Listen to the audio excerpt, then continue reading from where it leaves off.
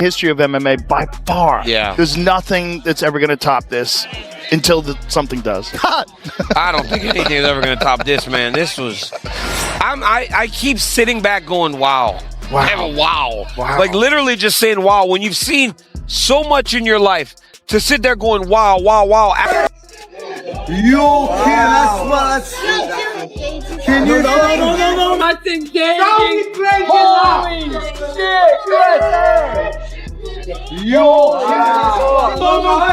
shit!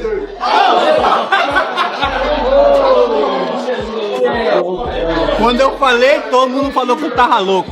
Eu falei, ninguém quis acreditar, falaram que eu tava doido. Tá aí, ó.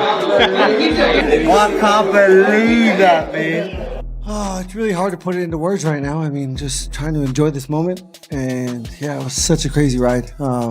We had a lot of delays. A couple of the, like the rehearsal delayed, tonight delayed. But yeah, it just, these are again, I wouldn't recommend this to my enemy. We are some of the toughest people on this earth. Mentally, physically, all these guys up here and all the guys that lost tonight. We, and me specifically, I've said it from day one, I'm a promoter's wet dream. And I proved that. Defeated Ilia Topuria by round 4 TKO to corner stoppage at UFC Freedom 250 on the White House lawn, and is now the undisputed lightweight world champion at 37 years old. I can't believe I'm saying these things. I thought Strickland's upset against Chimaev was going to be enough this year for the MMA gods to start making logic true once again in this sport, but no. Justin Gaethje puts a whooping on Ilia Topuria. Fair enough, survives a nightmarish round 2, but I had Justin Gaethje winning this fight 3 rounds to 1. It wasn't even like Ilia Topuria was clearly ahead the whole fight and Justin Gaethje just broke him in round 4 and then Ilia Topuria quits on the stall. I had Gaethje up 3 rounds to 1. I thought he won the first round very clear. It was competitive. Ilia was landing big shots. What am I saying? The whole card was insane. But to finish like this, I can't wait to break down the rest of the card. But this fight, Ilia comes out. He's like he's trying to knock it. And that'll do it. We won. 20,000, bitch. No, 200,000, bitch. 200,000. 200,000 a piece, bitch. 200,000, bitch. 200,000 a piece. 200,000 a pop, bitch. 200,000 a pop, bitch. But that doesn't mean he's gonna get. Oh no! Yeah, he's good. I should take my money out. No, Alex! No! There's no way they're not stopping this. No! Are you kidding me?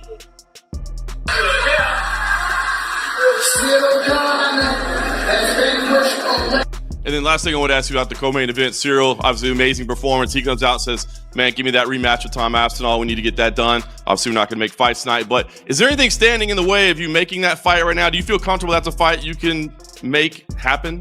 I don't know. I'm not even thinking about that right now. Yeah, Ciryl Gane, listen, it's hard to move up 3 weight classes in MMA, and especially in the UFC. And Ciryl looked great tonight. Guy, we always say, he's a heavyweight that moves like a middleweight, and he definitely looked like one tonight. We'll get back. I'm gonna let my people have some time off, this week, and then, we'll get back at it and we'll figure out what's next. This is the second time you've claimed the interim heavyweight title. How much more satisfying was it doing it this time, given how in high regard Alex Pereira is and everybody talking about him potentially being the greatest of all time if he won this belt? Yeah, the first time it was, you see, I started my career really late and I was on my debut, but I did very well. I was really happy.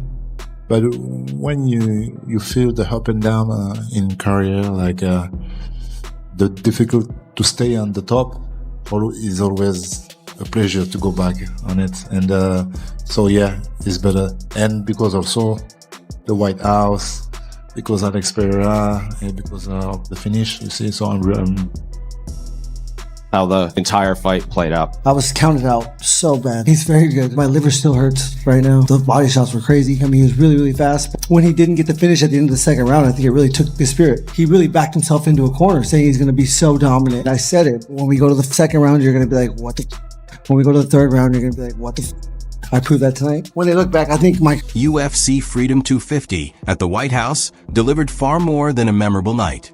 This event wasn't defined by a single knockout or one viral highlight because the entire card was packed with non-stop action from beginning to end. 7 fights took place on the South Lawn, and all 7 ended by knockout before the final bell. It was a kind of event fans will remember for years because almost nothing unfolded the way people expected. Even before Justin Gaethje made his walk to the cage, the co-main event had already produced a major storyline. Alex Pereira entered the biggest challenge of his career, looking to become the first fighter in UFC history to capture championships in 3 different weight classes. With his power, championship experience, and elite striking ability, many believed history was within reach. However, standing across from him was Ciryl Gane, a natural heavyweight who possessed advantages in size, reach, movement, athleticism, and technical skill. From the opening moments, Gane controlled the distance with a sharp jab, mixed in kicks, and refused to engage in reckless exchanges. Instead, he stayed composed and gradually broke Pereira down.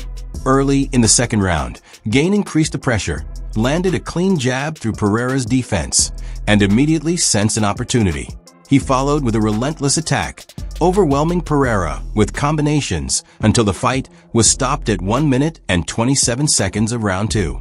With that victory, Gane reclaimed the interim heavyweight title, ended Pereira's pursuit of history, and reinforced his status as one of the division's most dangerous fighters. Attention then shifted to Shaun Ali, who arrived at UFC Freedom 250 needing a statement performance after a difficult stretch in his career. Across from him stood Ayman Zahabi, who entered the bout riding a 7-fight winning streak and full of confidence. Early on, Zahabi found success with leg kicks and began disrupting O'Malley's movement, creating momentum in his favor. O'Malley responded by making key adjustments, switching stances, and presenting different looks until he found the opening he needed. A perfectly timed straight right hand landed flush, sending Zahabi to the canvas. Before the referee could fully intervene, O'Malley was already celebrating and acknowledging the troops in attendance. The walk-off knockout instantly reminded everyone that the Sugar Show was back. After consecutive losses to Merab Dvalishvili, O'Malley needed a defining moment, and he delivered exactly that. The surprises continued in the heavyweight division when undefeated prospect Josh Holt faced Derek Lewis, the UFC's all-time knockout leader. Lewis had been included on the card as a major attraction, but once the fight began, Holt's game plan became clear. He closed the distance quickly, secured takedowns, and prevented Lewis from finding the one punch that had made him famous. Holt dominated the ground exchanges, landing heavy strikes, while maintaining control throughout the opening round. He nearly secured a submission before Lewis survived and reached the second round. By then, however, the difference between the fighters was obvious. Lewis appeared exhausted, his timing disappeared, and his punches missed their targets.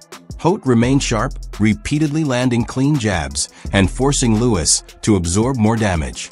At 4 minutes and 9 seconds of round 2, Lewis collapsed to the canvas, giving Holt the biggest victory of his undefeated career and improving his record to 10-0. The card's momentum continued when Mauricio Ruffi faced Michael Chandler in a matchup expected to produce fireworks. Chandler's reputation as one of the most exciting lightweights in MMA was already established, but Ruffy wasted no time proving why so many people are paying attention to him. Less than 90 seconds into the opening round, he connected with a devastating shot that dropped Chandler and forced the referee to stop the fight. Another knockout had been added to an already unbelievable night. Bo Nickel then stepped into the cage against Kyle Daukaus, entering undefeated and carrying the reputation of one of the sport's most intimidating prospects. Nickel relied on the wrestling, athleticism, and physical dominance that had fueled his rise. Daukaus brought experience and toughness, but Nickel controlled the fight from the beginning, secured a takedown, established position, and finished the contest in the first round. For minutes and 34 seconds after the opening bell, he walked away with another dominant win. Earlier in the evening, Diego Lopez had also contributed to the chaos by stopping Steve Garcia in the second round, ensuring that every